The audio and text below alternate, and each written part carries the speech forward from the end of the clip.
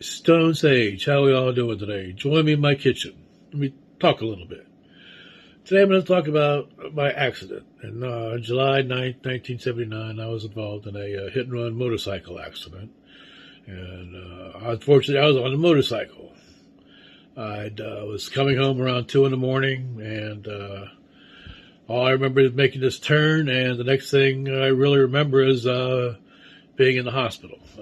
I ended up in some guy's front yard, and he came out to get the morning paper about 6:15, and there I was laying in his yard, so he called the ambulance. And what's wild is this guy was a friend of my parents, and a doctor, so he took first care of me until the paramedics got there and took me to the hospital, which was just a few minutes away at the time. And I went to surgery that day, and they came in to ask me, "Hey, well, we need to get your, information." I said, "Okay." I gave my name and had really good insurance because I had my first business, and one of the things I wanted when I had my business was really good insurance, and I'm glad I did. So everything was covered. So I said, "Okay, well, we got to call your family." I said, "Well, what time is it?" And they said, "Well, it's 6:30. I said, "Nah, that's too early." So they said, "What? No, we need to call him." I said, "You're not going to wake him up and give him this news. That's the worst thing."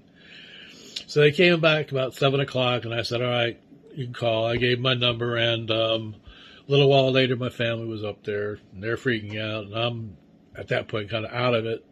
And they took me to surgery, and they tried to save my leg the first time, and but it didn't work. So the first week I went in, they operated. Then the second week they had to make some adjustments. The third week they went into doing like an exploratory because my foot wasn't responding to anything. It was starting to get gangrene, and it wasn't looking or smelling good. So that morning they went in, they took my toes and heel off, and they brought me back to my room and said, well, the doctor came in and said, "Okay, well, there's not anything really left to save. So we either cut your leg off or you're gonna die." And I said, "Well, that's not a real whole lot of choice, is there?" I said, "Let's cut it off." And he said, "Well, when do you want to do this?" I said, "Let's get it done."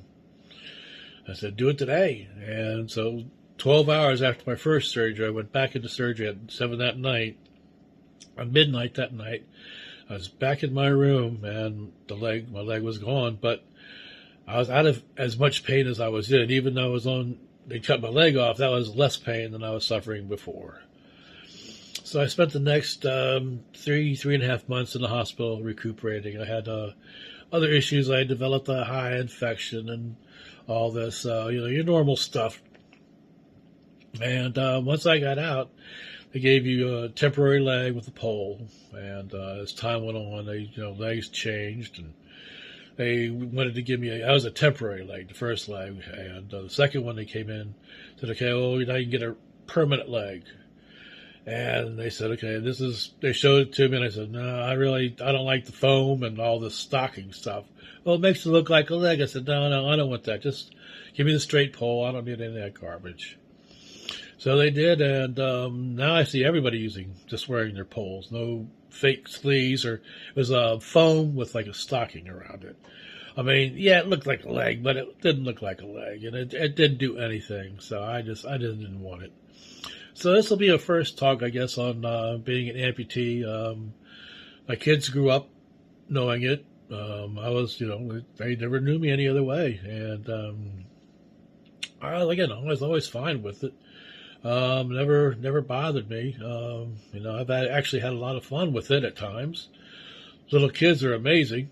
When they see my leg, they kind of eyes like, "Oh," and they go, "What happened?" I said, "Well, depending on how old you are, it's either a dinosaur or a shark. I usually shark since I'm down here now, but every once in a while I pull out the raptor, and the kids' eyes go, "Oh." I really enjoy that. So, and my kids have gotten to enjoy it also.